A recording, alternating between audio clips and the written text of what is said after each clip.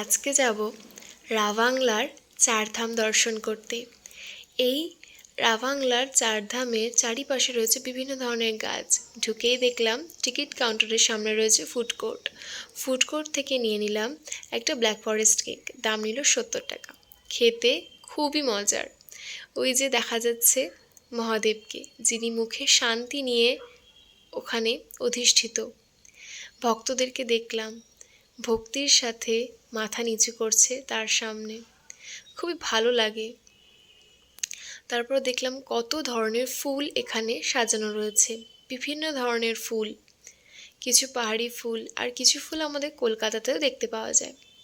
আর সবথেকে আশ্চর্যকর এখানে রয়েছে চেরি ব্লসম গাছ, যেটা ছোটবেলা থেকে শুধু আমরা কার্টুনেই দেখেছি, আজকে প্রথম চোখের সামনে দেখলাম।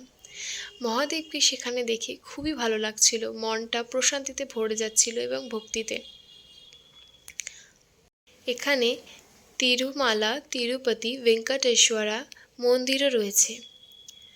কখনো আমি দক্ষিণ ভারত যাইনি, তবে মন্দিরটাকে দেখে খুবই ভালো লাগলো। আর আরও ভালো লাগলো এর প্রাকৃতিক পরিবেশ। বিভিন্ন জায়গায় রয়েছে চেরি ব্লসম ট্রি। এটা একটা মন্দির। মন্দিরগুলোর কাজ এখনও সম্পূর্ণ না হওয়ায় ভিতরে ঢোকা নিষেধ, বাইরে থেকেই মানুষ দর্শন করছে। আর সবথেকে ভালো হলো এই ধামের প্রত্যেকটা জায়গা থেকে দূর দূর পাহাড় দেখা যায়। মেঘগুলো বিভিন্ন আকার নেয়। দেখলাম এখানে বহু মানুষ তার পরিবারের সাথে এসেছে, ছবি তুলছে, ভিডিও তুলছে। অনেক কেউ মহাদেবের দিকে তাকিয়ে রয়েছে বহু আশা নিয়ে। আর এই চেরি ব্লসম ট্রিটায় ফুল একদম ভরে রয়েছে। আমি গাছের নিচ থেকে কিছু ফুল কুড়িয়ে হাতে তুললাম।